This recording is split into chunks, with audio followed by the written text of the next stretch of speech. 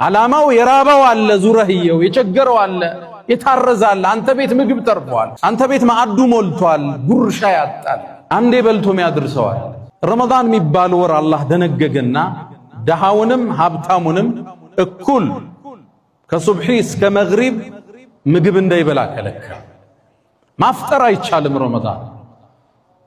ዋጅብ ነው አላህ ያደረገው የዲኑ አንዱ ምሰሶ ነው ወሰውሙ ረመዳን ኢብኑ ሐዝም እንደሚሉት ከሽርክ በኋላ ረመዳንን አውቆ እንደሚያፈጥር ሰው ወንጀል አላቅም ይላል ማፍጠር ክልክል ነው ለደሃም ለሀብታ ያኔ ታዲያ ከዙሁር በኋላ ያነ ባለሀብት ረሃብ ሲጀምረው የተራቡ ሰዎች እንዳሉ መገንዘብ ይጀምራል ይሄን ድምጽ እርዳታ ከሚጠይቁት ልሳን አይደለም የሚሰማው አንጀቱ ሲጮህ ጨጓራው ሲፋጭ ከዛ ነው ድምጹ የሚሰማው ያስርብህና አላህ የተራባለየው ማለት ነው በርግጥ አንተ ሙሉ ቀን ተርበውለ ማታ በሚያምር ቴምር ነው የምታፈጥረው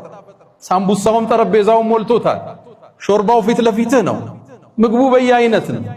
አመቱን ሁሉ ረመዳን የሆነባቸው አለ ልብ በል ነው መልእክት እንድትተዛዘን ነው ስልጣኑ ዓላማ ጅላ አላህ ስልጣን ምትጨምረው የለም